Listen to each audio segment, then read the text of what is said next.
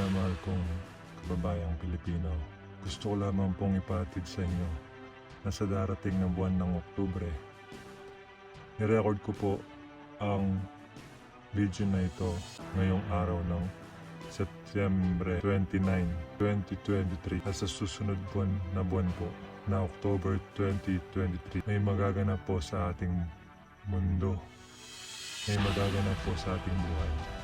Ginawa ko po ang video na to para warningan ko kayo. Mawarningan kayo sa darating na mga pangyayari sa ating mundo, hindi lamang dito sa Pilipinas. Kailangan nyong magising sa katotohanan. Ang World War III ay nagumpisa na. Ito ay nagumpisa na nung naggera ang Russia at ang Ukraine.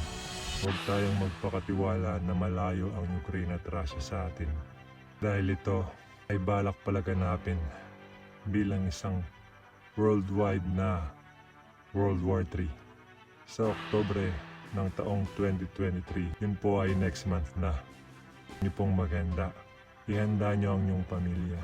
Dahil ayon kay Mama Mary, inilatag niya, ayon kay Mama Mary, nagbigay siya ng mensahe sa isang pari sa Brazil, si Father Oliveira, na sa buwan ng Oktubre, ang tribulasyon ay mag-uumpisa na.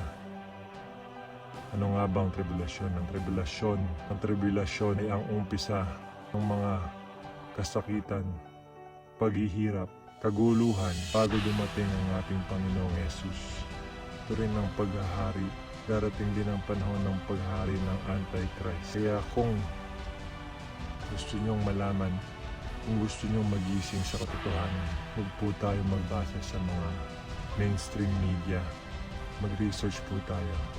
Nandito na tayo ang huling henerasyon at maswerte tayo dahil kung tayo ay mananatili sa Diyos, mararanasan natin ang heaven on earth na tinatawag ang bagong earth.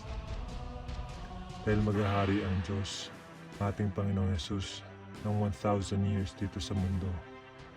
Pagkatapos noon ay magkakaroon ng new heaven and new earth. Kailangan tayo maganda spiritually. Go to confession. Confess your sins and ask for forgiveness. Maganda rin tayo physically. Mag-impok ng mga bagay, mga pagkain na hindi agad nasisira tulad ng bigas, mga delata.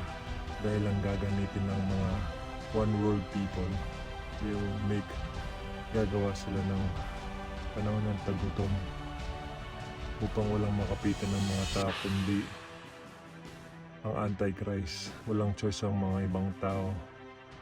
Dahil mga minamahal kong kababayang Pilipino, gusto ko lamang pong ipahatid